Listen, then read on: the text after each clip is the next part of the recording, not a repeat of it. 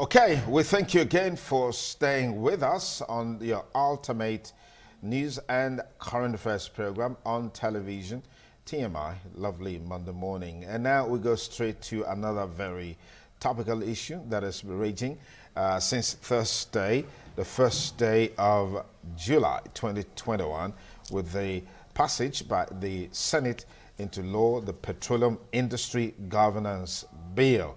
That bill has suffered several setbacks over the years from 2009, 2010, 2012. I mean, we're just going on. I mean, at the last National Assembly, I think the 8th session of the National Assembly, there were some sort of expectations, huge one for that matter, that the PIB will come to light, but it didn't happen. But finally, it's come to light, but there are reactions that are trailing it about the content. And we'll be looking at all of that in the course of this discussion. Let me thank very especially an Ijaw community leader here with us in the studio, Don Ben Doyega. Don Ben, thank you for joining us on the program. Thank you very much. Okay. Good morning, viewers. I also want to thank Barrister Matthew Adagase, a constitutional lawyer, human rights lawyer, public affairs commentator. Thank you for joining us on the program. Thanks for having me, Duke. Okay, let's start from the foundation, which has to do with the fact that this is one piece of legislation that has suffered several setbacks. Is it Uhuru by virtue of the fact that at least it's been signed into law? Let me begin with Don Ben Doyega.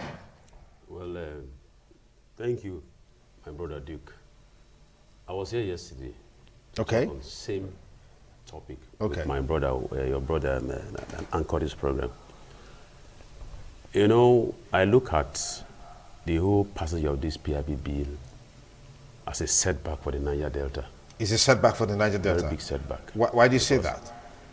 It has been cooked up by some elites in the government institution, especially the presidency from other regions. That this is what we want to do to them, since they are demanding for this and this and this. We are going to shortchange their mandate. That is what has taken place. And it was, like what I said yesterday, legislators, we have House of Rep members, both from the Green and the Red chambers, the House of Rep and the Senate. I don't know what went wrong with them. It's like they were hypnotized by some kind of, I don't know whether they were hypnotized or they were lily-livered or they were afraid. They didn't even come and challenge some critical areas in that bill.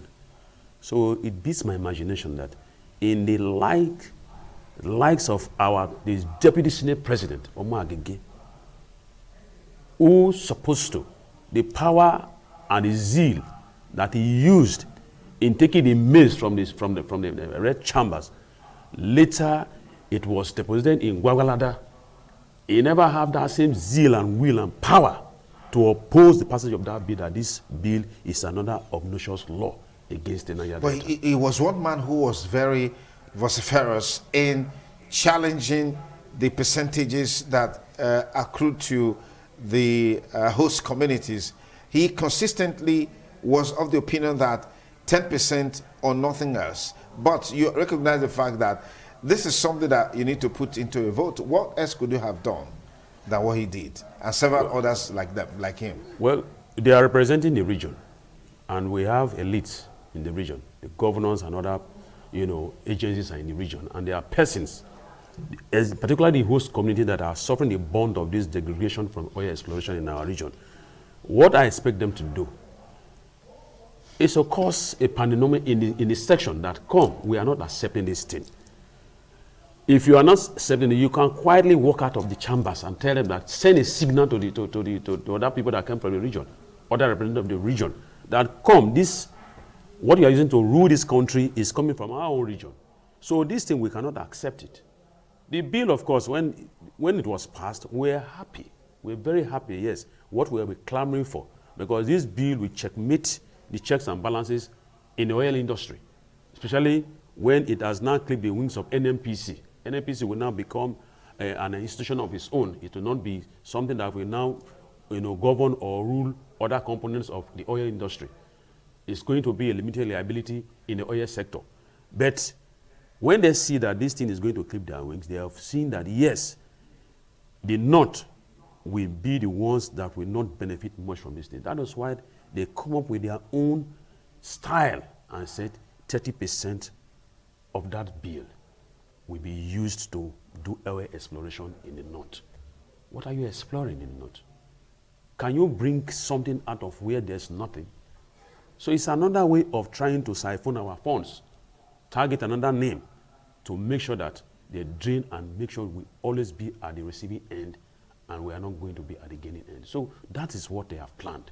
Okay, but you can say that yes, there is nothing in the North. I mean, from exploratory activities that have taken place over the years, there have been some prospects in the northern part of this country. So trying to go further to see how those prospects can be for the country, I don't think it's a bad idea. But to say that there's nothing in the North, I'm sure you're not absolutely correct on that one, Don Ben. No, I am correct, because if you talk about maybe solid minerals, they have solid minerals.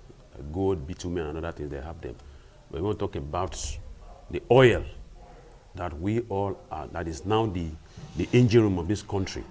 There's no way in the North that you can discover oil. All these things that they are saying that we have discovered oil in commercial quantity, they are all jamboree. If you know you have oil in the North, why laying pipe from our Niger Delta Republic, from Niger Delta here to place like Niger? What has Niger got to do with Niger Delta? You are laying pipe from Niger Delta to Lake Chad Basin. If you have oil there, why don't you make do with the oil that is in that place there? If you have oil in commercial quantity, okay, why are you tapping those things? Okay, let me get Barrister Matthew Regese. What are your thoughts on the passage of the PIB? I have not had the privilege of having the hard copy or even the soft copy of the said bill, which they have passed into law a few days ago. But from the grapevine and from the little I'm seeing on social media, it appears that what they have done is like giving with one hand and taking with another, like my fellow discussant had just highlighted in these contributions. I do not know the rationale behind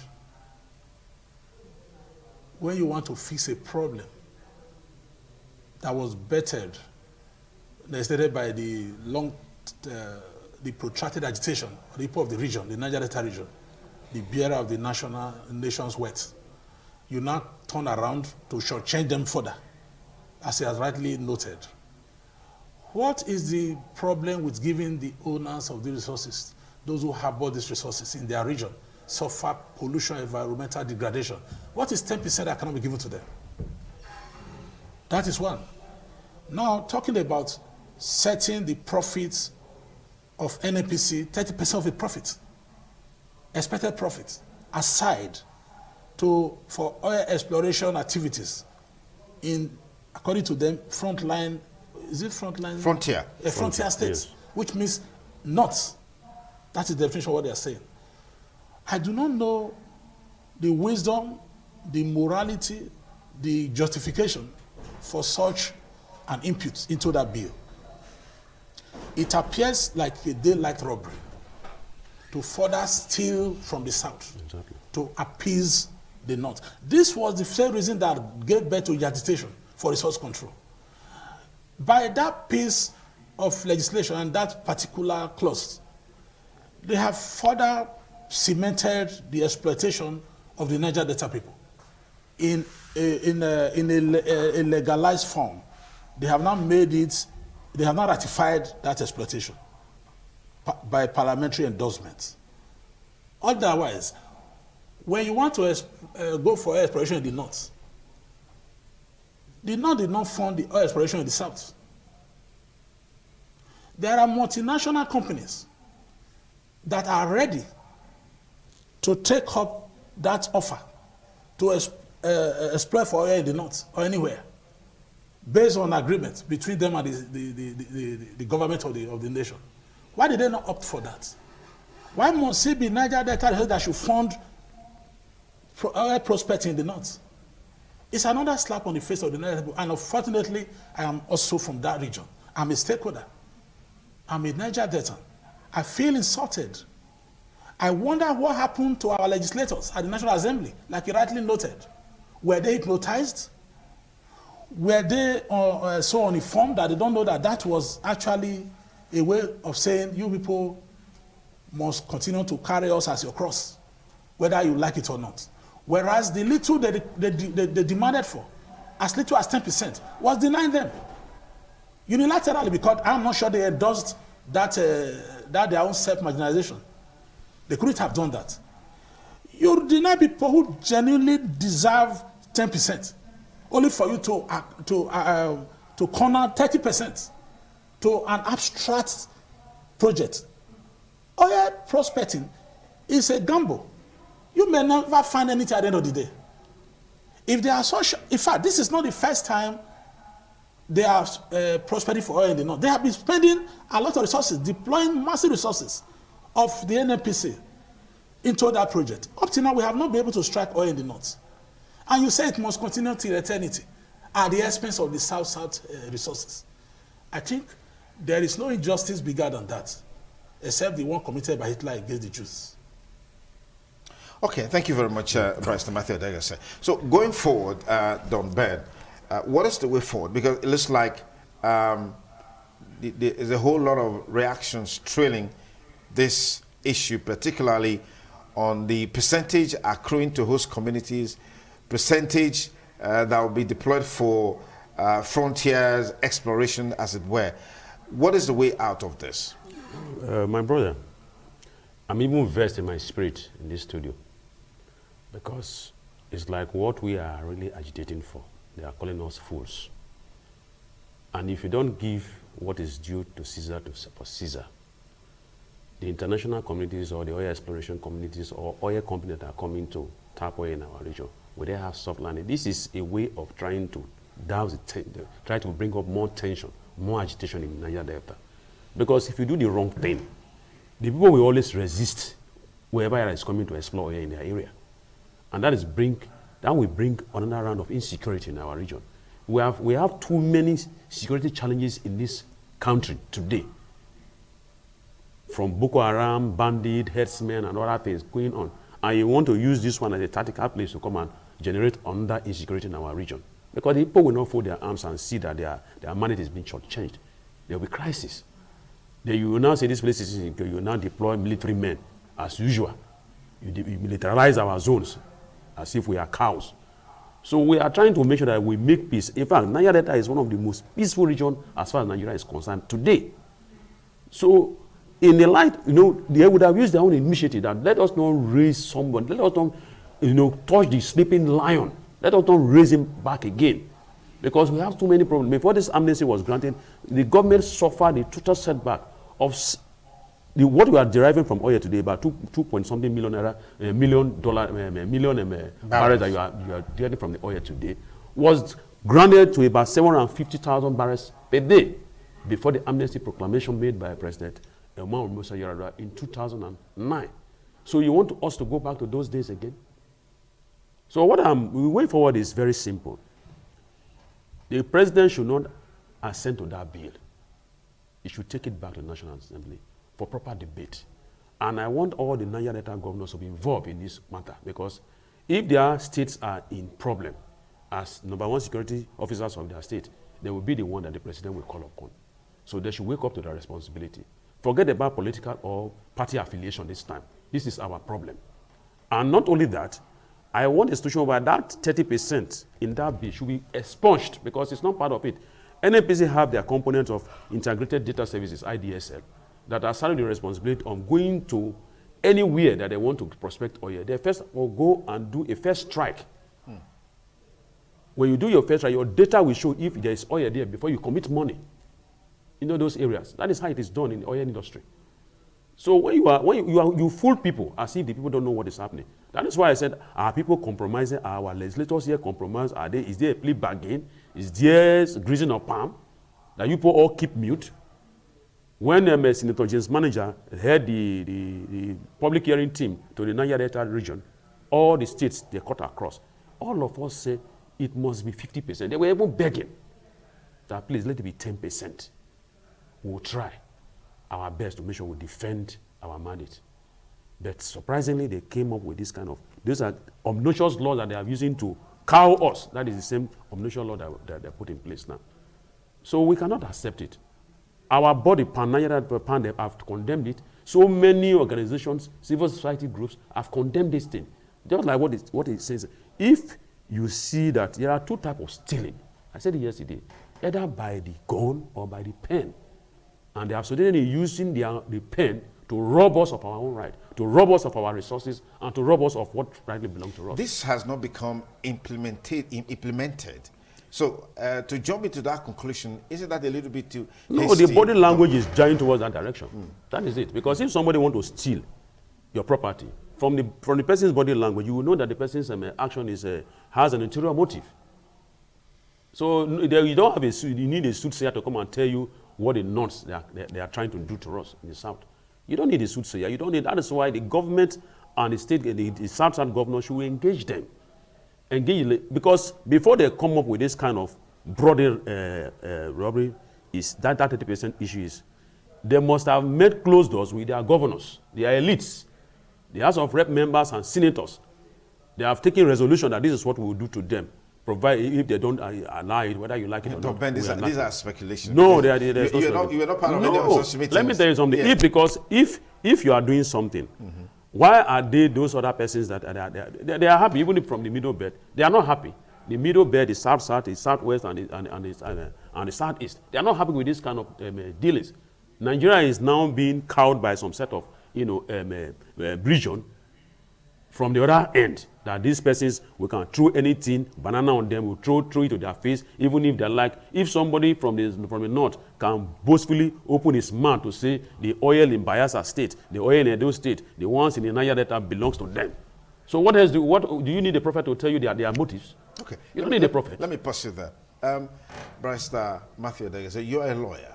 At this stage, what can be done to amicably resolve this consternation that has trailed the passage of the PIB? What with the fact that this is something that the Niger Delta people, Nigerians have been looking forward to, this bill coming into existence? The first question we should ask ourselves from the heart of our hearts is this. Have we bothered to find out why it took almost eternity for a piece of legislation that was supposed to be urgently attended to drag on for that length of time? And now when eventually it came out from the kitchen, it is over-salted. It is tasteless. Those who have been waiting for the menu, the food, the meal, they are going to continue to remain in hunger. Not because there's no food, now because the food is like, it's poisonous. They can't even eat it. Exactly. What is the essence of wasting the whole time in the kitchen?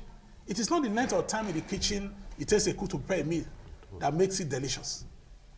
It is what is sincerely put into it, the expertise that put into the cooking. From the meal they have served now, they did not put any expertise that is positive in character.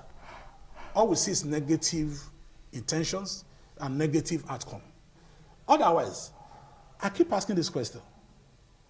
Why will you deny the people who own the wealth meager 10%?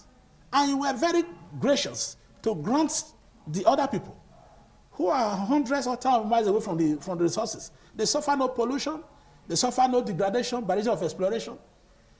They are awarded 30% to themselves. If they have said 10% for the Niger Delta host communities, it's still not equitable. At all. 10 away from 30, you are still having 20%. Why should you have an edge over the owners of property? Why should the man who owns a farm eat lesser meal than the person he's donating food to? That is natural injustice. It is immoral. It is outrageous. It's provocative. Coming to your question, we'll be waiting for this. We should be happy at last. That is how to treat beggars. Niger Delta should begin to be treated like responsible citizens, not second-class or third-rated citizens. You don't tell the owners of resources, I give you this out of magnanimity. Who should be giving who what? Assuming these resources were domiciled in the northern axis, you think we have the guts and effrontery to dictate to them what percentage they will take from their own resources? Have we ever sat down to say the gold is Zamfara? This is the percentage that Zamfara can get. They mined their gold the other day. They work it out on their own. It was bought by the CBN. That money was not paid to the National Treasury. Oh. So is gold not natural resources?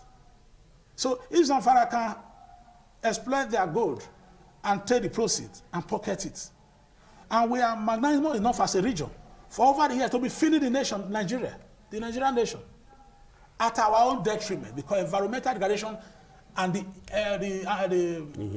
ripple effects, even on our heads, the soot and all of that. Our crops are no longer growing well. We take all of those punches to keep Nigeria afloat. All we get is always like the bossa in animal farm, who after working so hard to make sure the animal farm, OS farm succeed, when he took ill from over labor and overuse, all they could do instead of taking to the clinic for treatment was taking to the butcher for slaughtering so that they make more money for the pigs. I think, like the animal farm that Nigeria is gradually taking its shape of, we should not continue to wallow in this tragic comedy. Ordinarily, if you're telling me that they have good intentions will reflect in your actions. Where is the intention that reflects the action? Further exploitation, further marginalization, further treating with spiteful treatment. Take it or leave it. The donee is not dictated to the donor. That is the height of aberration. Niger Delta people should not take it. We should not take it lying low. We should not accept the nonsense. Okay, let me pursue that. Let me pursue that. I'll come back to you guys in a moment. We can quickly wrap up this conversation, but we're set for another break. We'll be right back on TMI Monday. Please don't go away.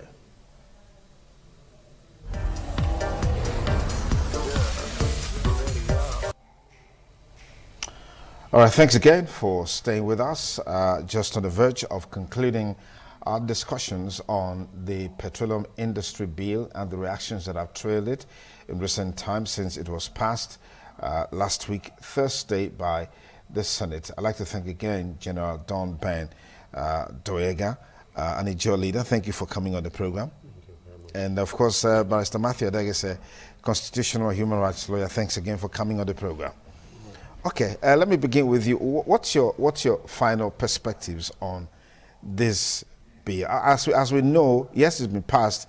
It's not been accepted to by Mr. President. Yeah. Until that is done, before it becomes a law, which means there's still opportunity for it to go through the process and maybe some of these changes made. In any case, there's this perspective that 30% to the north. But we have in the law is 30% for frontiers oil exploration, which means places like Ogun State, where there have been prospect of oil, could also benefit from this fund. What do you make of this? Well, you know, the government, they always ties other states from the southwest in their obnoxious deals so that to douse the attention of the people.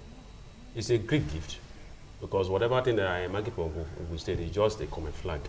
They have their interior motive. What I'm saying here is that there is nowhere in the world that money accrued or money that you derive from oil exploration is used for oil prospect, because we have companies, multinational companies that do oil prospect by themselves. If the NNPC, IDSL, and Integrated Data Services have shown that there is oil in that place, you invite them, they do those things themselves. We don't sponsor oil drilling in Nigeria. There's nothing of that nature that has taken place in the country because there is a company, there is an arm of NNPC, a subsidiary of NNPC, Integrated Data Services, that does that yearly. They go for oil exploration yearly. They take database of whatever, anywhere in the country where there is oil before you invite a multinational company to come and do the exploration themselves. Because Nigeria, you cannot just do guesswork, because when they are sure that there's oil in that place, before they will now come and hit the rock and put a drilling rig in that place to prospect the oil. That is how it is done. And that is international best practice.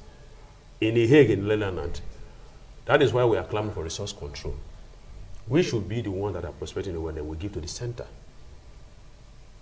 In Houston, Texas, in the US, that is how they do it. In other countries, in Venezuela, even in Abu Dhabi, in the United Arab Emirates, that is how they do it. So why is Nigerian own case different?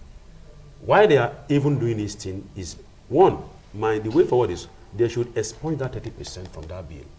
Because originally it wasn't there. It wasn't in that bill. They carved it into it.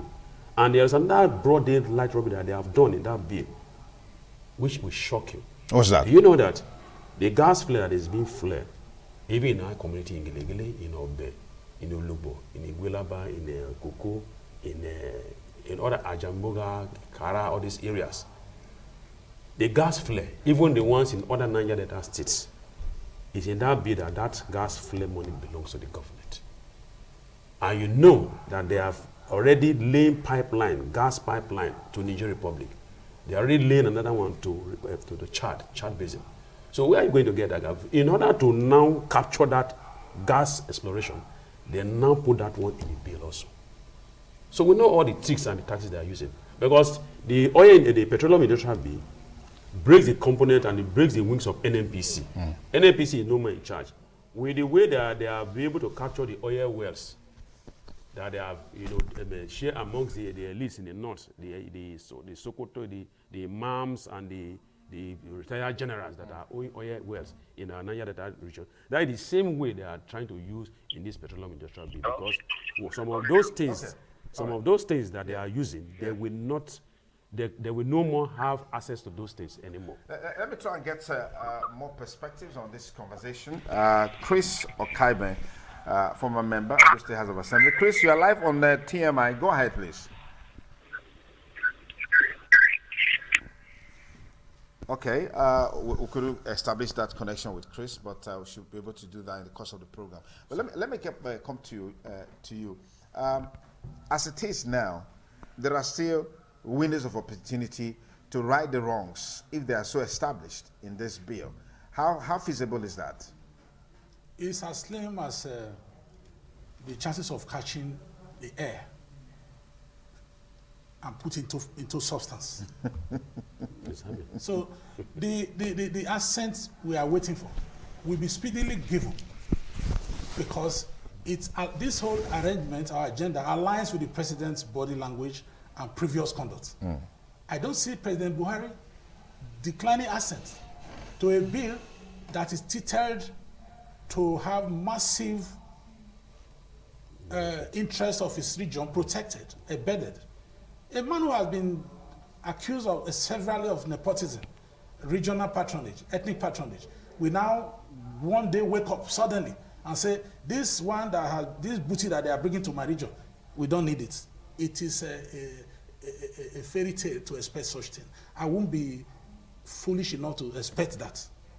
I'm wise enough from empirical facts and evidence on ground to know that this will be the most speedily assented to in the history of this country by the president.